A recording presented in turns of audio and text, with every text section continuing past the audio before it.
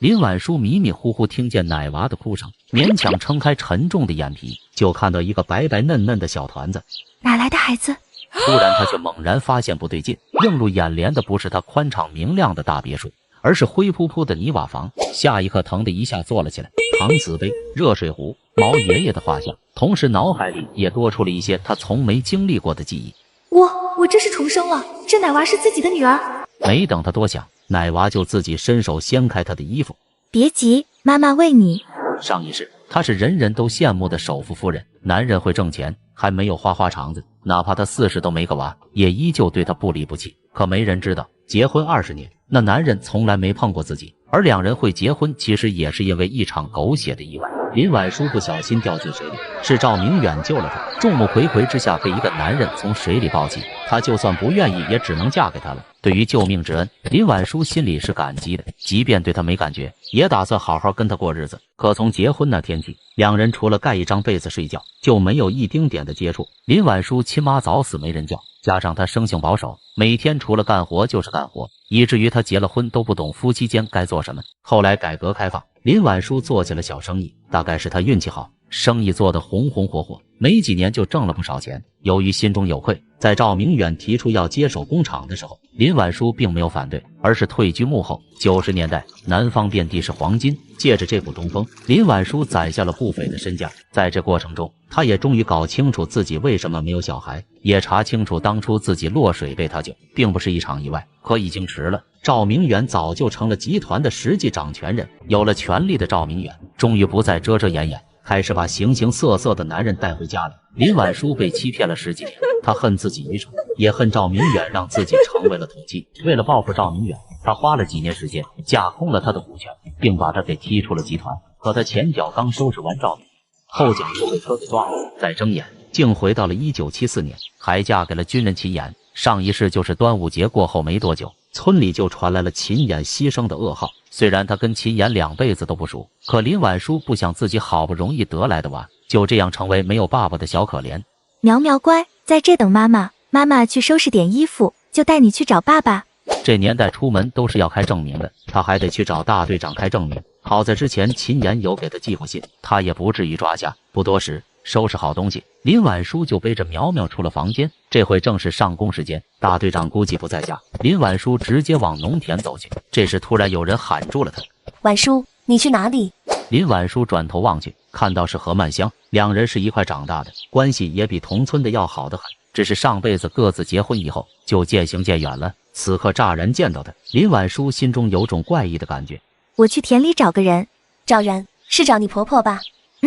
林婉舒忍不住打量了一眼何曼香，这打扮得很时尚，一点都不像是70年代的穿着。再结合自己重生的事，难道她也重生了？你家那口子最近有没有给你来信啊？你这么好奇我男人做什么？你家赵明远不介意？我这是在关心你。听说最近边境不安全，不少官兵有受伤的情况，你难道不担心他？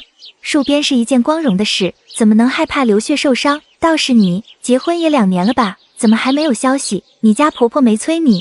听到这话，原本还幸灾乐祸的何曼香脸色顿时变得难看极了。她也想怀个孩子，可赵明远根本不碰她。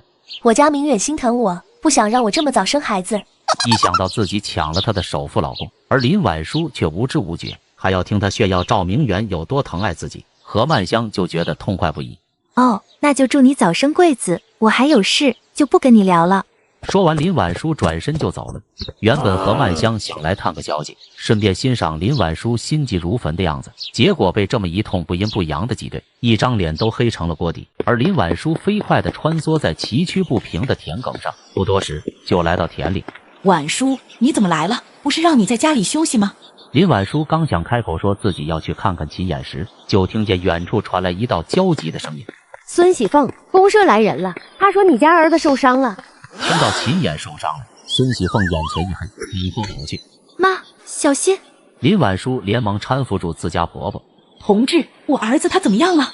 电话里没说伤成什么样，只说去各家属看一看。听到这话，孙喜凤脸色越发白的厉害，脚也软的几乎站不住。喜凤，你别担心，可能伤得不重，才会让你们去一个照顾一下。是啊，喜凤，你别自己吓自己。妈，你别着急，我现在就找大队长开证明去看秦野。对对，你去看他，有你在，他肯定会没事的。我会好好照顾他，他不会有事的，你别担心。这时大队长和大伯哥秦华也赶了过来，听到秦衍受伤了，他也不含糊，马上让人去找拖拉机手。我现在就去开证明，你们先回家收拾东西。妈，我送弟妹过去，要是没什么事，我再回来。说着，一家子连忙回家收拾东西。孙喜凤把自己平时攒的一篮子鸡蛋拿出来，让他们带过去给秦衍补身子。除了鸡蛋，还有一些鱼干和山里捡的菌子。随后，林婉书和秦华直接去了晒谷场坐拖拉机出发了。一块坐车的还有公社来传信的杨卫国。杨卫国见两人面色凝重，一路上也是不停的宽慰，怕他们第一次坐火车会吃亏，还叮嘱了路上要注意的事。等到了公社，林婉书先是给秦衍那边打去了个电话，这才继续乘坐拖拉机一路直奔县城火车站。秦衍驻扎的部队在银市，他们那里没有直达的火车，中途还要转一趟。林婉书上一世做生意天南地北，到处都走了个遍，坐火车对他而言就像喝水一样简单。秦华虽然没有坐过火车，可他长得高大结实，有一身好力气，两人带的行李他一个人全拿了，林婉书就只负责给苗苗。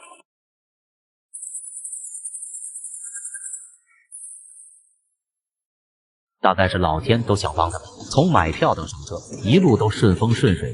只是70年代的绿皮火车慢的不行，车厢里还挤满了人。等到云省火车站时，已经是第二天晚上7点了。嫂子好，秦大哥好，我是曾三强，教导员派我来接你们。辛苦你了，曾同志，我男人他怎么样了？提到营长，曾三强眼眶忍不住有些泛红。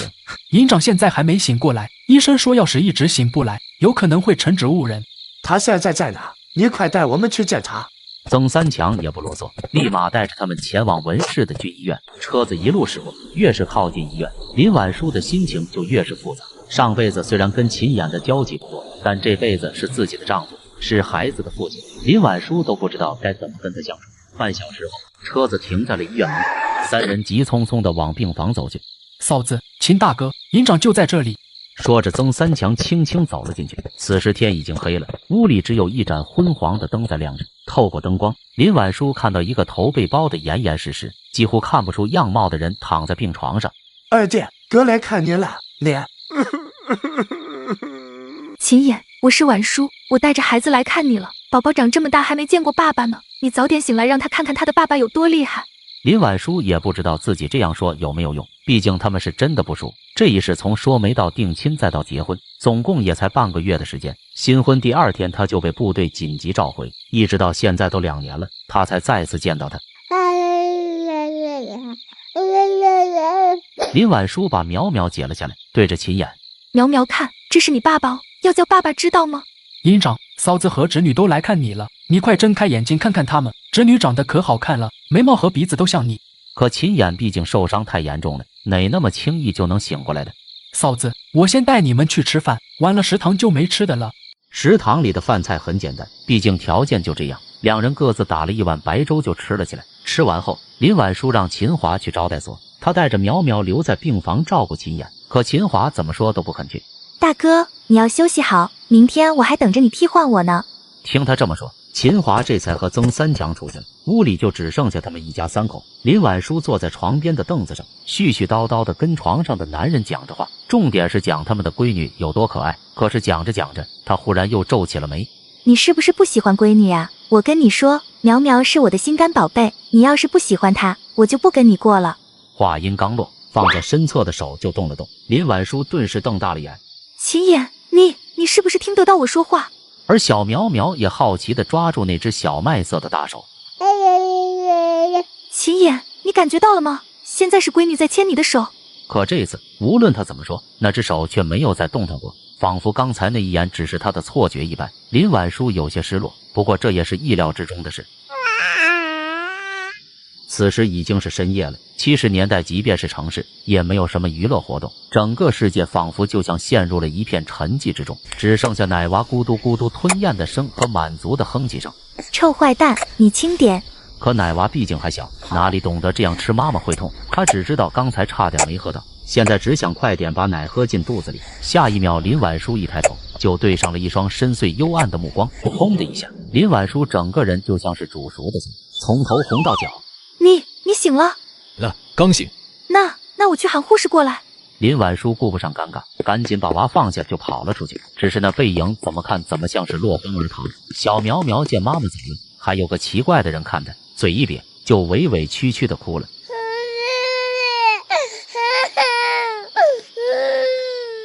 妈妈马上就来。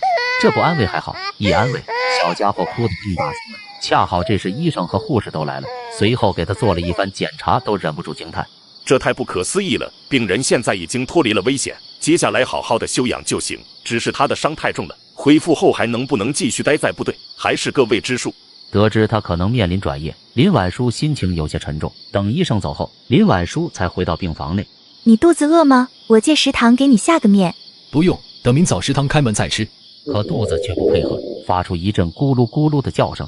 林婉书抿唇一笑道：“你等等，我去就来。”说完，他就从背篓里拿出家里带来的面条，再拿出一个铝饭盒就下了楼去。等再次回到病房时，秦眼依旧维持着原来的姿势。干嘛总看我？你是我媳妇，我还不能看了。不知道是不是错觉，媳妇两个字，男人似乎咬得有些重，听得林婉书的耳朵都有点酥酥麻麻的。医生说你不能多动，我喂你吃吧。好。林婉书做事向来细致，加上她原本就是个极其温柔的人，面还没吃到嘴里，秦眼的心就先酥了一半。事实上，直到现在，她依旧有种不真实的感觉，就连新婚夜她都宛如在梦中一般。而梦一醒，她就被紧急召回了部队。这一分别就是2年，直到被炸弹炸飞的那一刻，她脑子里唯一的念头就是不甘心，不甘心才把她娶回家。就这么死了，也不知道是不是因为这抹执念，她顽强地活了下来，却怎么也醒不过来。直到听见他的声音，他说他带着孩子来看他了，还问他喜不喜欢闺女，不喜欢就不跟他过了。这一刺激，他也终于醒了过来。而从他醒来到现在，这一切都美好的像梦一样。虽然秦眼心中波涛翻涌，可面上却不动声色，只跟他聊一旁的小不点。苗苗很乖，平时我干活时给他个东西玩就行，不怎么闹人。他还很聪明，才这么点大就会喊爷爷奶奶了。这2年辛苦你了。哪有什么辛不辛苦的，队里的婶子嫂子们都是这样过来的。70年代的女人很苦，白天要背着孩子下地干活，晚上回去还要洗衣做饭做家务，而男人除了干活，其他事都不沾手。我工资都寄给你了，你可以不用这么辛苦。工资我都给妈了。那是给你的，你不用交给妈，妈那边我单独寄了。林婉书直接语塞，她这是好心办坏事了，婆婆会怎么想？还有，我那晚给你留了个盒子，你没打开看。盒子？林婉书眨了眨眼，才想起了一个四四方方的铁盒子。那是你的东西，我没动，放起来了。感情离开前他交代的话都白说了，他是一句也没听见。盒子里放着的是他这些年攒下的钱，还有各种各样的票，他是一眼也没瞧。而他那碗累的手指都抬不起来。你还记得他说了什么？以后做点轻松的活就可以了，工分少点也没关系。知道了，我以后捡点轻松的活干。过2天我托战友带奶粉回来，以后苗苗就喝奶粉吧。奶粉？为什么突然提这个？苗苗大了，再喝母乳不合适。而林婉书也想起刚才那尴尬的一幕，一张脸顿时又红了个彻底。你那还痛吗？要不要拿点药给你擦一擦？不用了，我真的谢谢你。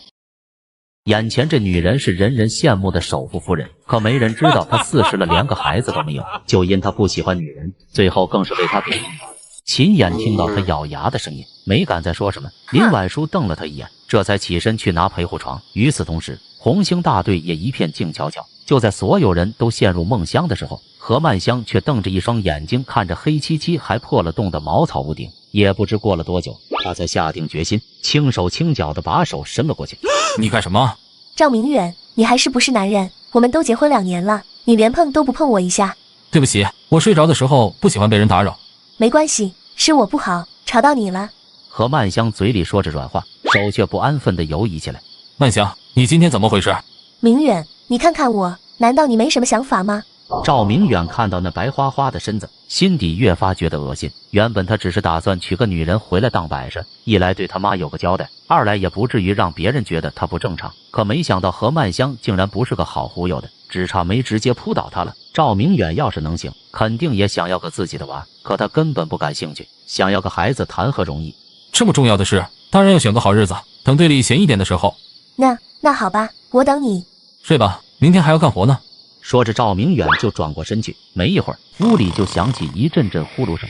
何曼香见他就这样睡着了，心里又气又屈辱，他当然知道赵明远不正常，可他是未来的首富啊！一想到大别墅还有那眼花缭乱的豪车奢侈品，所有的不对劲都被他找借口圆了过去。等他生下个儿子以后，所有的家产不就都是自己的了？这一夜和曼香睡得很香，梦里他穿金戴银坐在金钱堆里，旁边是宛如疯婆子的寡妇林婉舒。可还没等他回味美梦的滋味，门外就响起了婆婆刘菊花的怒吼声。睡睡睡，就知道睡，嘴巴生疮屁股长脓的玩意，连个蛋都下不了，咋不睡死你算了？刘菊花这一吼，附近几家顿时忍不住纷纷凑到门口探头看着。刘菊花这又是在骂什么？还能骂什么？不就是和曼香呗？嫁进赵家都2年了，连个娃都没有，不怪刘菊花发火。原本我还不理解何曼香为什么要找赵明远这种混子，原来他是知道自己不能生，才找个这样的。何曼香听到这些议论声，一张脸顿时黑如锅底，匆匆忙忙走出门，好好讨好婆婆。可她才刚走出门，一把扫把就迎面朝她打了下来。打死你这个不生蛋的懒货！救命啊！刘菊花要打死儿媳妇了！妈，你打她干嘛？连蛋都不下的鸡，你还护着她？你给老娘让开！今天我就是要把她打死在这，重新再给你娶一个。妈，你要打就先打死我吧。林，你这个逆子！何曼香看着赵明远护在自己前面，这一刻对他的迷恋到达了顶点。而文氏军区医院内，秦华早就从招待所过来，看到弟弟竟然醒了，他激动大哭特哭。这时有几个穿着军装的人走了进来，看到秦衍真的醒了，沈学文激动的声音都变了调：“老秦啊，你可算是醒过来了。”沈学文跟秦衍两人是搭档，一个是营长，一个是教导员，两人出生入死这么多年，比亲兄弟都还要亲。我没事，让你们担心了。一下子进来这么多人，直接把床上的小苗苗给吓到了。苗苗不哭，爸爸在这里。老秦，你说啥？这是你闺女。营长，恭喜你，小侄女长得可真俊。一旁的季秋荣听到那句爸爸，差点没能维持住脸上的笑容。为什么他宁愿娶一个乡下女人，也不看一眼自己？再看到那个粉雕玉琢的小孩，季秋荣眼底忍不住闪过一抹厌恶，直接转身出去。而他走出门时，就见林婉舒拎着一个保温盒走了进来，看到屋里多出几个军人，随即大大方方的打起招呼来：“你们是阿衍的战友吧？我是他爱人林婉舒，昨天刚到。”弟妹你好，我是沈学文，老秦的搭档，久仰大名，今天可算是见到你了。看到他落落大方的样子，沈学文第一印象很好。程德民和洪涛也跟着喊了一声嫂子，他俩分别是3连和5连的连长。我家阿衍能活着回来，多亏了你们。弟妹这么说就折杀我们了。老秦是我们的兄弟，带他回来是我们应该做的。是啊，嫂子，咱们都是出生入死的兄弟。你们说的对，都是自家兄弟，我就不跟你们见外了。等阿衍好了，有机会我做顿饭请大伙吃一顿。林婉舒一番话说的几人心里熨贴的不行，在这一刻只剩下了羡慕。秦衍是真的好福气啊，难怪他念念不忘这么多年。就这容貌，这言行举止，换做自己，他们也能念一辈子。老秦，你好好养伤，争取早点归队，带上弟妹来随军，我还等着吃弟妹做的饭呢。营长，你好好休养，弟兄们都盼着你早日归队。说着，程德民就一把将二愣子洪涛给扯走了。他们怎么这么快就走了？部队里事情多。林婉舒没再多问。婉舒，你先带苗苗下去吃饭，这里有大哥就行了。行，那就辛苦大哥了。说完，林婉舒就抱着小苗苗出去了。然而母女俩刚起来，一道不怎么友善的声音在旁边响起：“你就是林婉舒？”“我就是。”林婉舒淡淡的朝他点了点头，既不生疏也不热络，只维持表面的客套。这跟季秋荣想象中的乡下土包子完全不一样，只一个照面，他就感觉自己落了下风。想必秦营长的情况你已经知道了吧？知道。既然知道，那你还这么淡定，我真替秦营长不值。他都要转业了，作为他的妻子，你却一点也不为他担心。我是他的妻子，自然会尽自己所能去照顾他。至于结果会怎么样，我相信部队自有安排。倒是这位同志，请问你现在是以什么身份来质问我？自然是以他战友的身份。如果秦营长娶的不是你，而是一个有能力的人，我想那人肯定能有办法让他留在部队里。听到这话，林婉舒有些好笑。那人指的是你吗？可是我不觉得秦衍会领你的情，他是个顶天立地的男人，即便是在别的岗位，我相信他同样能大有作为。你这样说不过是为自己的无能找借口而已。既然你帮不了他，就该识趣点，别拖累他。哦，你这么想帮，那你倒是上去跟他说啊。还是说你刚才已经说过了，他没领你的情？你别得意，秦营长迟早会知道什么才是对他最好的。季秋荣狠狠地剜了林婉书一眼，怒气冲冲地离开了。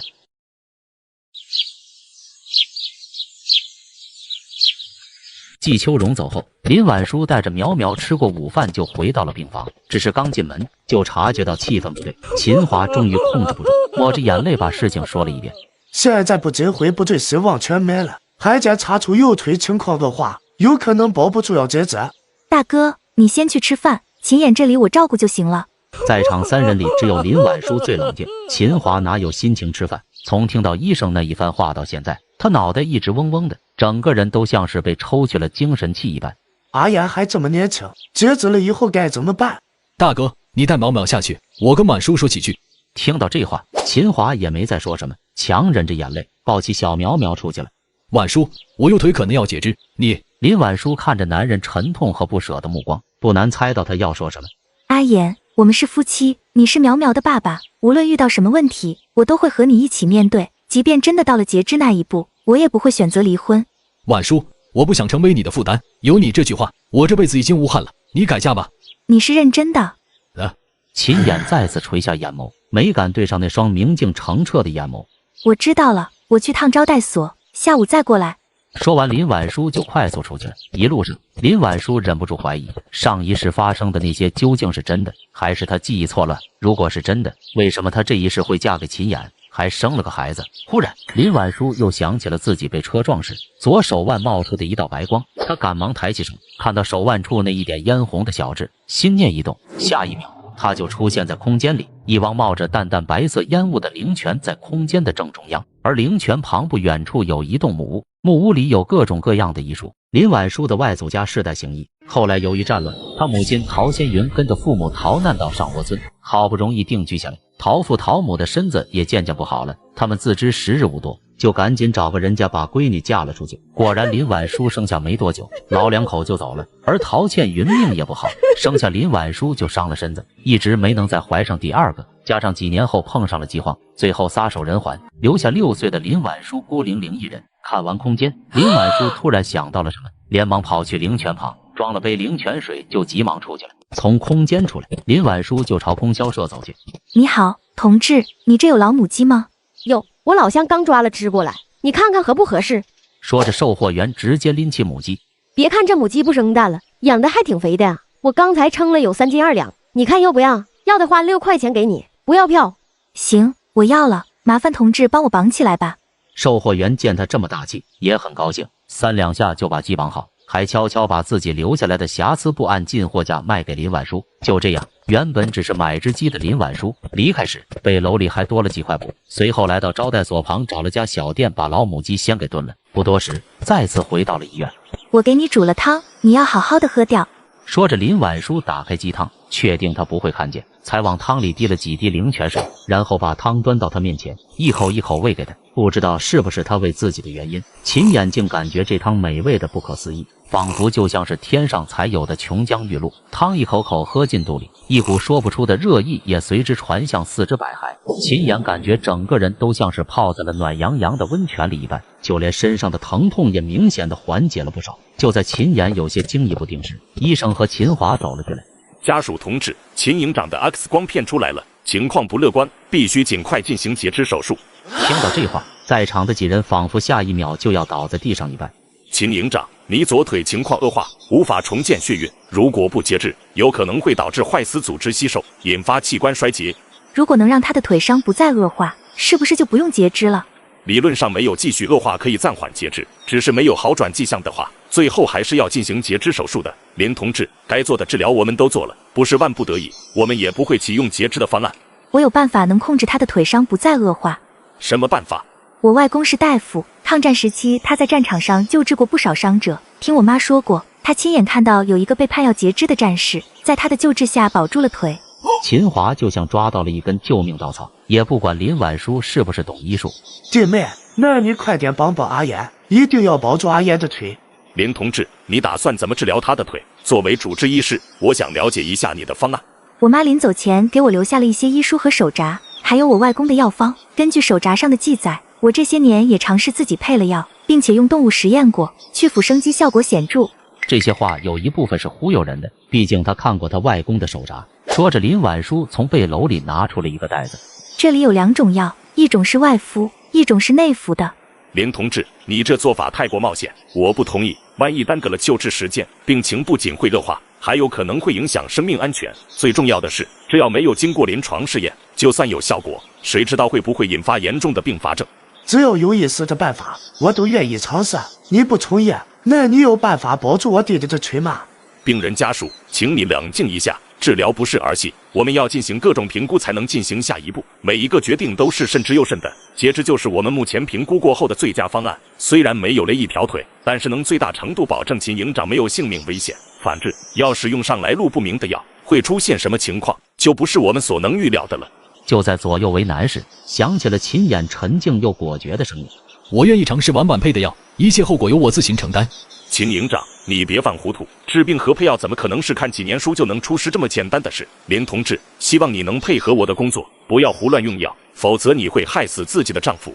刘医生，不可否认西方这200年进步很大，可别忘了，过去的几千年我们一直立于世界之巅，我们现在只是短暂的跌落了，可这就能全盘否认我们过去的辉煌吗？如果中医的确像你们说的那样一无是处，那我们这几千年是怎么生存下来的？刘国梁原本还要驳斥的，就哽在了喉咙里，最终还是同意了林婉书的方案。不过为了安全起见，他用药的时候，他们必须全程做监测。对此，林婉书自然是没有意见的。刘国梁为了让林婉书煮药，还特地给他找了间偏僻的房子，以免被人撞见了。要知道，这年代中医已经被划为封建医，即便是在军医院，他们也不得不防那群人。待煮好药后，林婉书又回到了住院大楼，秦眼看着那黑乎乎的药，直接一口吞下。药效发作大约需要2个小时，在这时间内，刘国梁随时观测他的情况。秦营长，你现在感觉怎么样？我感觉良好。秦眼的声音始终很平稳，可没人知道，这药喝下去后，一种说不出的疼痛早已经在他四肢百骸蔓延开来，就好像有一股滚烫的热流在他的经脉流过一般。要不是秦眼意志力惊人，早就忍不住翻滚了。一旁的林婉书已经注意到秦眼的脸上已经开始冒汗了，当即凑到他的耳边低声问道：你是不是感觉不舒服？一股温热的气息裹着一股悠悠的香气吹在耳边，秦眼顿时不受控制的红了脸。怎么回事？秦营长，是不是哪里不舒服？没事，我媳妇刚才跟我说悄悄话。漫长的2小时就这样一点点过去，刘国梁提着的心也终于放了下来。秦营长，你现在感觉怎么样？我感觉比吃药之前轻松了不少。林同志，你的方案初步评估没问题，可以继续进行。既然有挽救那条腿的希望，刘国梁自然乐见其成。待众人都走后，林婉书这才安抚道：别担心，我外公医术了得，有他的方子，你的腿肯定能好起来的。他的声音温柔却充满了力量，就像一汪清泉，缓缓地流进秦眼心田。一日一早，刘国梁检查一遍伤口后，他有些震惊，这恢复速度未免也太快了。难道那药真的这么神奇？为了印证药效，现在已经迫不及待地催促林婉书去煮药了。不多时，一碗药又被秦眼喝进了肚里。昨天那股剧烈的疼痛没有出现，就仿佛只是喝了一碗普通的药一样。而今天的平静让刘国梁有些不解地向林婉书询问：个体耐药反应不同，这是正常的。1周后，秦眼身上的伤口都结痂开始愈合了，可左腿依旧没有知觉。林婉书决定给他用针灸。你有几成把握？要不我去找个人来帮你下针？不必找人代替，让婉婉给我做针灸就行，我相信婉婉的能力。经过这几天的相处，秦眼对林婉书的医术算是有了个不浅的认知。既然能提出针灸，想必他是有一定的把握。最重要的是，他想知道他隐藏的秘密是什么。而林婉书也不啰嗦，拿出自己提前准备好的银针，就开始了扎针。随着银针一根根落下，秦眼自始至终都很是淡定。怎么样？还是没知觉，不过我相信多扎几次肯定会有效果的。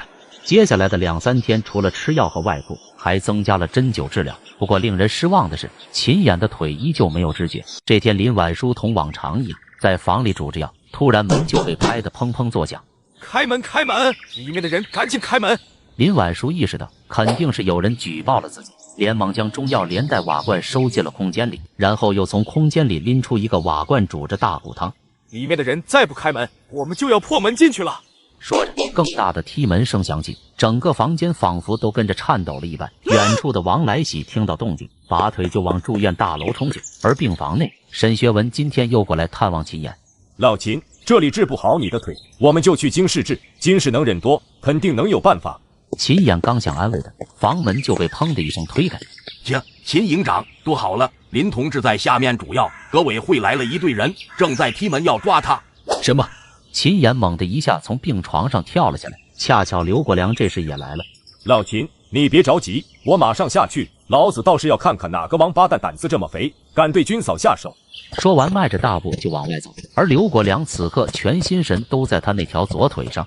秦营长，你的腿是不是有知觉了？秦眼这才反应过来，刚才他踩在地上的左脚有些隐隐作痛。你还不能下场，我现在必须给你做进一步检查。